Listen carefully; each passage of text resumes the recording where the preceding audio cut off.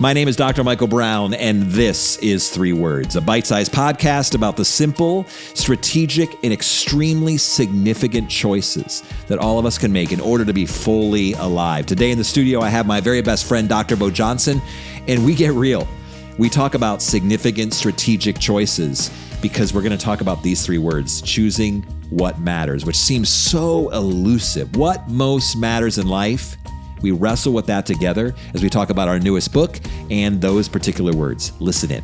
Dr. Beau Johnson, welcome back to 3 Words. Tell the viewers, our listeners, a little bit more about yourself. You ask me this every time. I've probably done 15 episodes, and every time I'm surprised by it. My name is Beau. I've lived in 7 states. I'm married to Nicole. We have 5 amazing children, and I get to help people avoid job misery and increased productivity with tools like the Working Genius and working alongside Pat Lencioni in the Table Group. You know, you seem surprised by that, but you had a great introduction. That's information we've never heard before. So I'm sure the listeners and viewers who track with you are thrilled to learn a few more things. Nicole, 5 kids. Wow. How people deal with miserable life, job things. That's amazing. But that's not why we're here. We're here to talk about our 3 words for today, which are... Well, today's words, let me say a minute about it, is this is so fun because we've written our 2nd book. And so today we get to double click into that book, which is also 3 words, which is that we will choose what matters. Yes, it was the 2nd book that we wrote as a part of the Essential Conversations series, and it was a blast. And as you reminded me off camera, in this short read, 1-hour read, you wrote most of it. Okay, Dr. Johnson. Okay, thank you. Most of what, 60 to 40, you think? Let's go 65, 35. 65, 35. But it was a great conversation. I love these books that we're writing, Beau, because they're a back and forth, unscripted, real time, kicking, my thoughts back to your thoughts. You respond. We just go back and forth. It's just so readable. And it's just a conversation between 2 best friends. But this was a really significant book for me to write with you because I learned so much from you and the way that you actually design your life to ensure that you're choosing what matters, which I love because everyone's always saying, I want to find, I want to discover my calling. I want to discover what most matters. Like, I hope it just magically descends upon me. And as I kind of kicked off the book, I was reminding everyone, you don't discover what matters. You choose what matters. And then you had such a great strategy to help us do that. Well, let me just say a little bit more about why the problem has bothered me. It's bothered me inside of me, and I come and I sit with other leaders, and I found out that's bothering them too. In fact, leaders who are very, very successful, who've accomplished more than they thought that they would accomplish, are still wrestling with, but what matters most? How do I find it? They thought that success or a title or an achievement or some level of income would have satisfied this thing of how do I know what matters? And people are hungry to discover that. In fact, recently we hosted a retreat together and we opened the retreat, spoiler alert, with this question for all the leaders who were there. As we said, what do you want? And I've come to find out that it is among the most intimidating questions that you can ask somebody. The other would be, what is the quadratic equation? No, but what is it that you want? Because leaders are like, oh, yeah, I know that I want abs and sugar. I want to spend time with my kids and I want to have a good golf game. I would like to be able to be in shape and also get promoted at work. And so what we wrestle with is, what is it that I want most? And that's what we wanted to be able to help leaders wrestle with. And I think sometimes the best way to help somebody wrestle with something is to wrestle with it in front of them. Because Michael, if you were to ask me, how do you have what I have? It's like, well, what I have is a low-grade anxiety for 20 years that I'm not doing enough. What I have is a perpetual fear that I'm not going to have squeezed all the juice out of life. What I have is worry that my life is just happening to me and I've not found or perfected or excavated the perfect life yet. And the lesson that we discover throughout the book is exactly what you said, is it's something that I choose. And we encourage people to be able to choose what matters year to year, week to week, and day to day. And we can talk about some of those practices, but I want to just go back to this idea you introduced me to years ago, which is that purpose is not a dot. Would you say a little bit more about that? If I can tee you up without telling you I was going to do that. Purpose is not a dot. Would you say more about that? Did I come up with that phrase? Purpose is not a dot. But what is purpose? Purpose is not a dot. It's a circle. Oh, that's right. We did talk about that. You taught me this. Purpose is not a dot. See, what I'm tempted to believe is that what matters, again, is something that if I'm Ponce de Leon searching for the fountain of youth. The purpose is this, once I get the perfect mission statement written, then the clouds will part and the angels will sing and I will have this transformative insight. And it's not that way. It's something that I decide my way into. I participate my way into a life that matters. I can't sit back and be a passive spectator expecting for FedEx to 2 days ship me the answer to what matters. It is something that I exercise and sweat my way into, behaving my way into what matters. Well, and that's why I like this idea of circle, because it's broader than the dot. The dot is laser focused. There's this idea it has to be exactly this thing. There isn't exactly this thing. But it did terrify me, the fact that I was going to miss the thing, which is why I've created a personal mission statement. We talked about that in the book, but you were like, I don't have a personal mission statement. I have a personal mission statement. We kind of not disagreed, but we just kind of had different perspectives within the book. And for me, I need that North Star. I need that very clear, concise, compelling paragraph that kind of describes the end so that I can live in the day, in the week, in the year, as you talk about.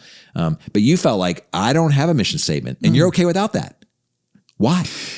I can't imagine choosing what matters without something that clear and crystallized in my mind. And maybe I should have a mission statement, but I tried for so long to come up with one as if coming up with one would give me the clarity that I needed. And I think what you've done is participated your way into something and then you've written what you discovered. So let me just say a little bit about that, because that might have sounded sort of existential or esoteric. Is if I think that I'm going to come up with it by writing it on a piece of paper, it is, as my friend Tim Cooper says, that's like trying to read a book about fitness to get in shape. It doesn't work that way.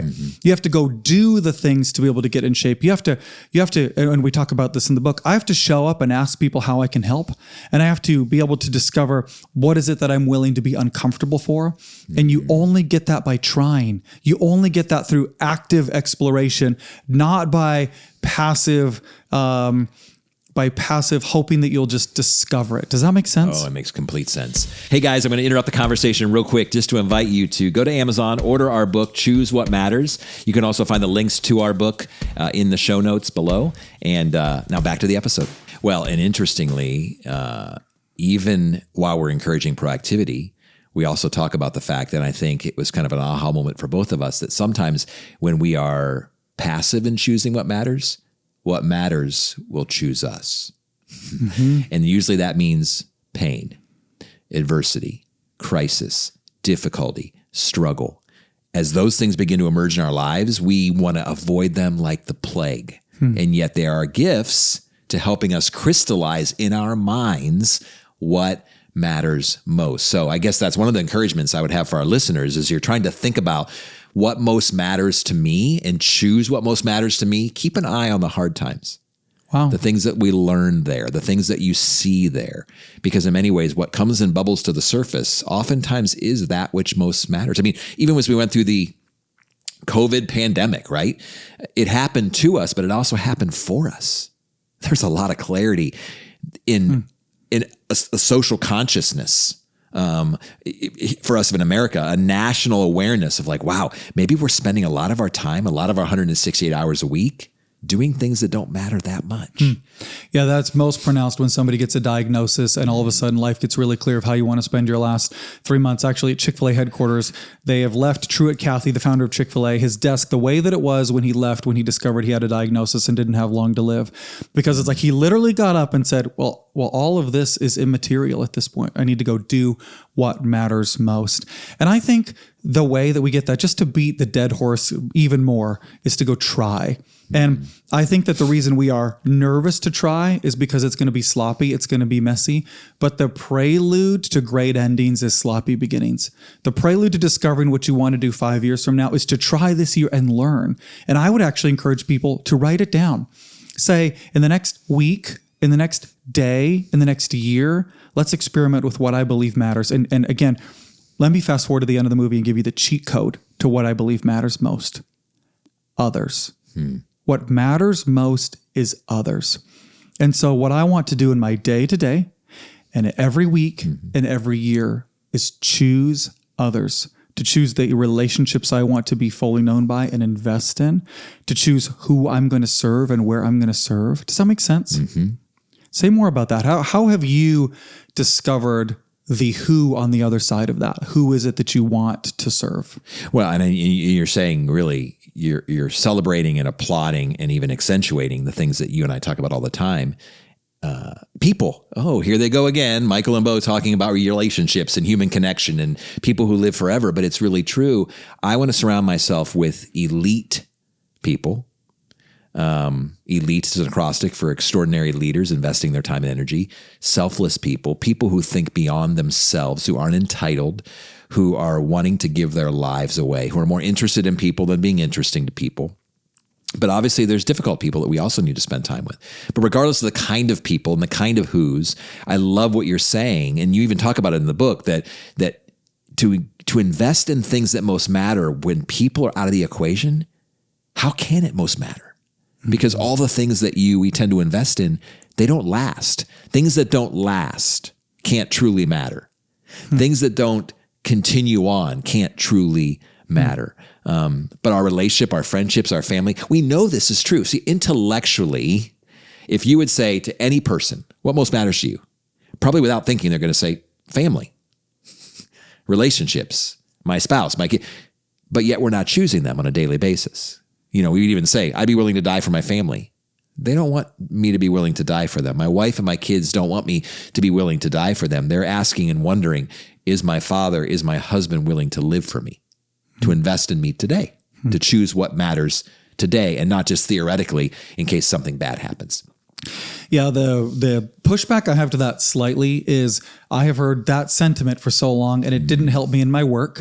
It didn't help me think about my career. It didn't help me think about my next decade, because life is not all or nothing that way. So what we wrestle with in the book, and what I think is really good for people to wrestle with, is how does that work to be able to choose what matters and still have a career and still have something, a vocation, I would even say. What does it look like to be able to do that? And I was like startled when you said the word elite, because I was like, oh, wow, really? Should I even be here? But to have success, and I think it's possible. It comes with some needing to redefine what it is that we're chasing. But then also doing what you did. I mean, you call it, correct me if I'm wrong in the book, a life audit, to actually spend time really thinking strategically about how I'm spending my time, because that's all we have, time and energy. That's all I got. In fact, even more specifically, I have a wife, I have 5 kids, we volunteer, I have a job, I travel for work. I have less time than I think because so much of my time is already spoken for. And so to be really, really precise, what I get to do is I get to choose what matters to me between about 6:30 and 7:30 in the morning, and between about 8:30 and 9:30 at night. That's about the time that I have to choose what matters. And I get to choose what matters in my 52 Saturdays a year. But even that, a dozen of them are taken between, Mother's Day weekend and Christmas weekend and birthday weekend. So I've got traveling here. I've got about 40 Saturdays that I get to choose. And then I have about 2 weeks off that I get to choose. So think about that. I'm talking about 2 hours a day, about 40 days a year and 2 weeks a year. Wow.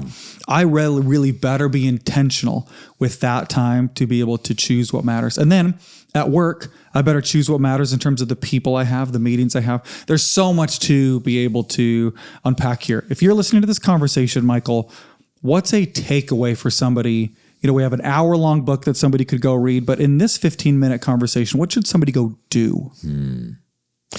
You're going to probably smile, maybe not, scowl at me, but I do think a personal mission statement really helps. And it's not something that I just wrote, by the way. I don't just kind of like think about what is a perfect personal mission statement. I actually did my funeral journal. Stephen Covey, Dr. Stephen Covey, the late Dr. Stephen Covey, suggested that we do funeral journals, that we write down the things that we hope will be said about us at the end of our lives from the people who we most care about and we most value. What that did for me, Beau, is it bubbled to the surface and it highlighted for me my true core values, the things that most matter to me. I mean, if you say, what are your core values? What most matters to you? Like you said, it's very vague and it's very general. But what that did for me is I want this person to say this. I want this individual to say this. I want this person in my life to feel this. Well, what that did for me is it brought to the surface what most matters to me. And then I was able to grab all those ideas and put them into a very concise statement, which becomes my North Star. And so whether it's a paragraph, it doesn't need to be, and it's changed. It's been altered and tweaked and adjusted probably a dozen times in the last 30 years, but it continues to remind me as I have it before me, near my calendar, on my wall, continually reminding me of what most matters to me. But I think just doing that proactive, how do I want to end my life? What do I want to be true of me? We use the phrase all the time, begin with the end in mind, but not vaguely, not generally, but in specific, descriptive terms that I can actually, my heart resonates with and captures my attention on a daily basis. Wow. Well, But then I'd also say, read the book, because you actually turned this little read into a workbook.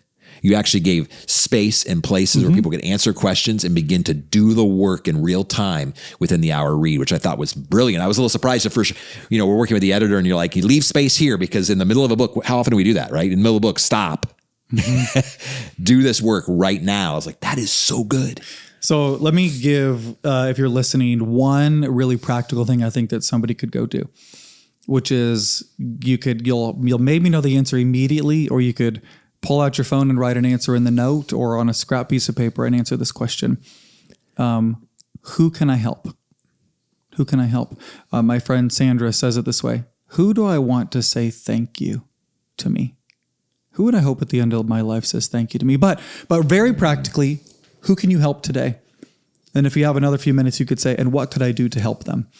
And what you will find is that life has meaning when you are willing to be a means for somebody else, that your life will gain significance when it's not just about pursuing your own significance, that your life, you will actually, I'm certainly not the first to say this, that you will actually find your life when you begin to lose it. When you give it away, you'll get more than you ever imagined when you decide that other people matter.